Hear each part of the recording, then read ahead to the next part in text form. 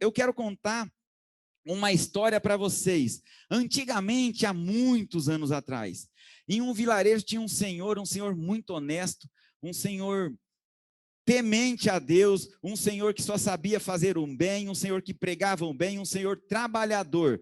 E ao final da sua vida, não sei lá, ele já estava bem fraquinho, com 70 e poucos anos, ele foi acusado injustamente de matar uma criança. Um senhor de 70 e poucos anos foi acusado de matar uma criança. E o problema? Acusado indevidamente. E um problema maior ainda, essa criança, ela era filho de alguém do alto escalão lá da corte. Pensa de alguém importante, de alguém influente naquela época.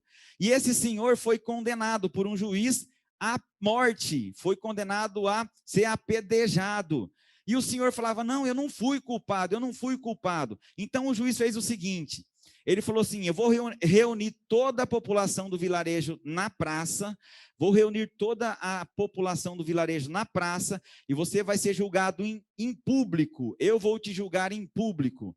E esse senhor pensou, mas eu não sou culpado, eu quero ser inocentado, não é ser condenado à morte, porque eu já estou à beira da morte, mas eu não posso ser condenado pelo que eu não fiz. E aquele senhor, não conformado com aquilo, mas também não desistindo de que ele seria inocentado, não conformado, mas tendo a certeza que ele seria inocentado, porque quem é certo, gente, quem faz o bem não pode ser condenado. E aqui nessa vida nós só colhemos o que plantamos.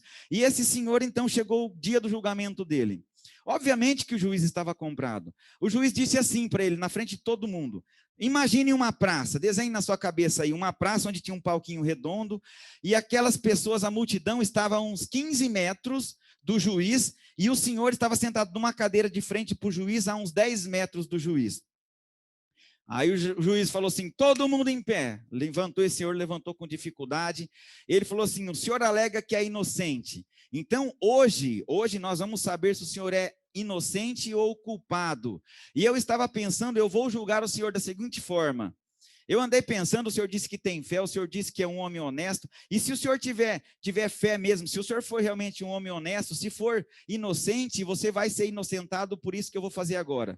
O juiz disse assim para ele, eu vou pegar 2 papéis iguais, em um dos papéis eu vou escrever inocente, em um outro papel eu vou escrever culpado. Obviamente, eu e você, nós sabemos que o juiz escreveu culpado nos 2 papéis. E você, no lugar desse senhor, faria o que exatamente? O senhor logo percebeu, falou, não, esse juiz está comprado, ele vai colocar acusado ou culpado nos 2 papéis. E aí, eu vou pegar não tem como eu ser inocentado se ele escreveu culpado nos 2 papéis. Só que esse senhor não desistiu, por mais que a situação fosse difícil, ele tinha certeza que ele seria inocentado. Só que ele não desistiu, aprende com esse senhor a não desistir. E o juiz amassou os papéis igualzinho, colocou na sua palma da mão e falou, senhor, vem até aqui e retira um dos papéis.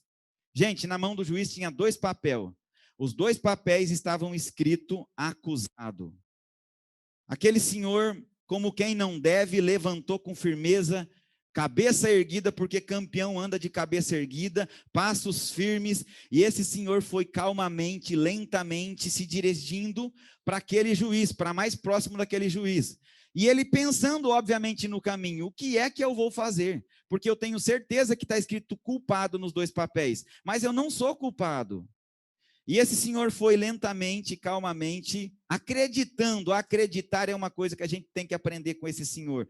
E ele, um passo de cada vez, a gente não pode atropelar o tempo, não pode querer forçar o tempo, querer omitir o tempo, querer trapacear o tempo, porque o tempo ninguém trapaceia. E aquele senhor, sabendo disso, foi lentamente, calmamente se dirigindo, e o juiz com a mão aberta. Imagina, pessoal, aquele senhor, o juiz aqui e o senhor chegando para pegar o papel. Aquela multidão gostava de sangue, aquela multidão tudo, vai ser morto, vamos apedrejar, não sei o quê, e todo mundo, e aquele senhor calmamente pegou um dos papéis e engoliu.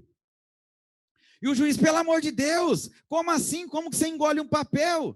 A sua sentença dependia desse papel. Ele falou assim, não, a minha sentença depende do outro papel. Eu me arrepio quando eu falo. O senhor escreveu culpado em um e inocente no outro, não é? Então, abre esse papel. Se tiver escrito acusado aí, significa que eu engoli o papel que estava escrito inocente, gente.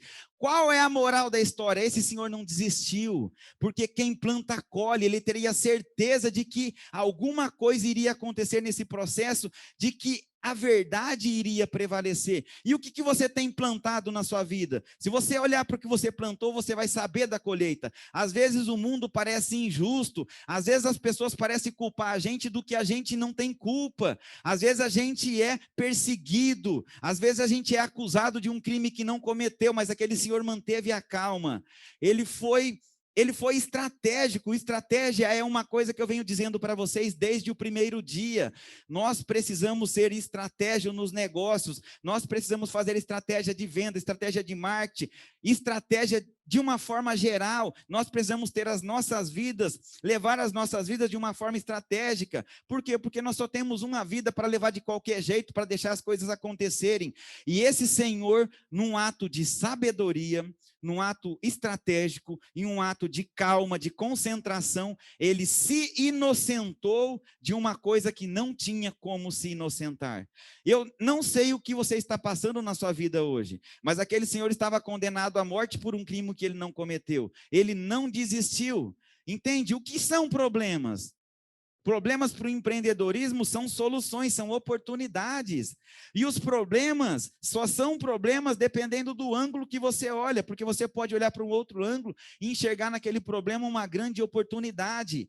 Vamos aprender com esse senhor que num ato de estratégia, num ato de hombridade, num ato de confiança, de autoconfiança, foi e se isentou de uma culpa que praticamente seria impossível de se isentar. Eu te pergunto, você, o que teria feito no lugar desse senhor?